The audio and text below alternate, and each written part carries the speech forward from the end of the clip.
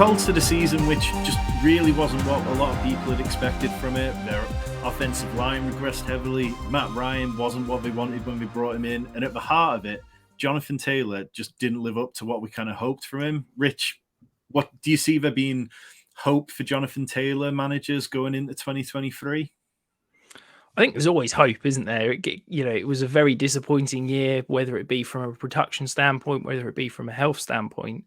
It wasn't where he was being drafted. It wasn't what you were hoping for if you were rostering him. So there's always going to be more hope heading into this year. For me, I think the biggest issue is less a Jonathan Taylor issue and is more an offensive line issue. This was a team that over the last 4 or 5 years, since Frank Reich had been around, had built itself around that offensive line, having a great run game because it had, 3-4 all-pro type players on the offensive line. That fell apart this year. And, there was Frank Reich was out apologizing to Matt Ryan saying we let him down because, the O-line and the offense and the run game wasn't what it was. And I think they also let Jonathan Taylor down because that offensive line wasn't producing what Jonathan Taylor needed to kind of, produce the fancy numbers that we all dreamed of. Yeah, and just picking up on that, Brandon Thorne, who is somebody whose opinion I really respect when it comes to offensive line, he had been ranked 8th going into the season. By mid-season, he dropped them all the way down to 28th because it was just apparent that they were just awful. And Jonathan Taylor ranked 31st in Football Outsiders success rate, and that number represents a player's consistency. And it really showed. He had no rushing touchdowns between weeks 3 to 8 when he had 76 attempts. He averaged only 13 receiving yards per game, which is 42nd amongst running backs. So whoever comes in at quarterback, it would be nice to see that area pick up. But it would also be nice to see the wide receivers getting going. Michael Pittman was the wide receiver 12 on Underdog this year going into the season, and he finished as the wide receiver 25, even though he had the 9th most targets. So do you think that he's the kind of wide receiver who can gel with most quarterbacks, or do you think the offensive line's really going to need to be fixed before Michael Pittman can take a leap? I think that if you...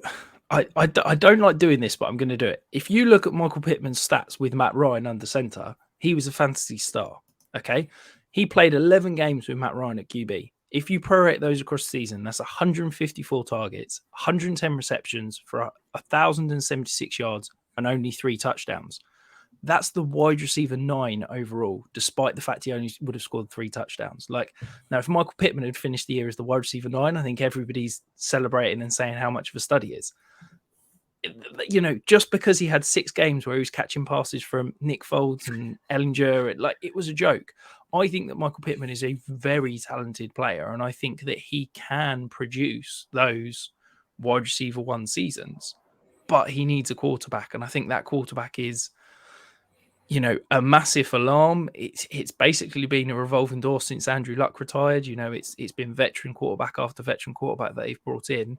Chris Ballard's talking about doing anything he can to go and get the franchise quarterback. I think they're probably going to trade up and go and get one of these rookies. But let's just hope it's someone competent that can, bring the best out of Michael Pittman, because I think there's an awful lot of talent in there, an awful lot of fancy potential that just needs to come out as such. Yeah, and as you mentioned, Michael Pittman in the games with Matt Ryan, he was really good. Paris Campbell was somebody who flashed in games with Matt Ryan. He had a spell where he had 3 top 12 finishes. This is the first time he's ever played more than 7 games in a season. He stayed healthy and played every game. Do you think he's somebody who the Colts should be looking to re-sign? Or in a poor free agent wide receiver class, do you think Paris Campbell should be looking to get out there and really get paid? I worry that Paris Campbell is going to get overpaid by some franchise and seen as a competent wide receiver too, and he's just going to get people excited and disappointed. Look, this is the kind of player that we're always going to disagree on, Tom, because for me, I look at Paris Campbell and I say, I never know when Paris Campbell is going to be competent. I never know when he's going to have a good week, so I can't play him. So as much as you look at his season end stats and say, yeah, okay, he had a few good weeks, he had a few good performances, I don't know when I can put him in my lineup. But you, with your best ball hat on, you're probably looking at him and saying, yeah, he had 6 or 7 spike weeks where he got in my lineup, and that's great. But from a dynasty perspective, I just can't get on board.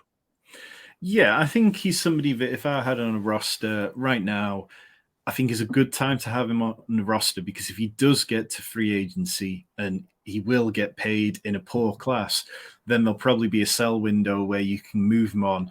And that would be something that I'd heavily advise doing, because there is no consistency with him. And with the Colts, so much of, we can go back to consistency. It seems to be the word which just sums them up so well. And it's going to be very interesting what they do at head coach in terms of how that changes their approach going forward. But right now, there's nothing about the Colts that feels safe for fantasy.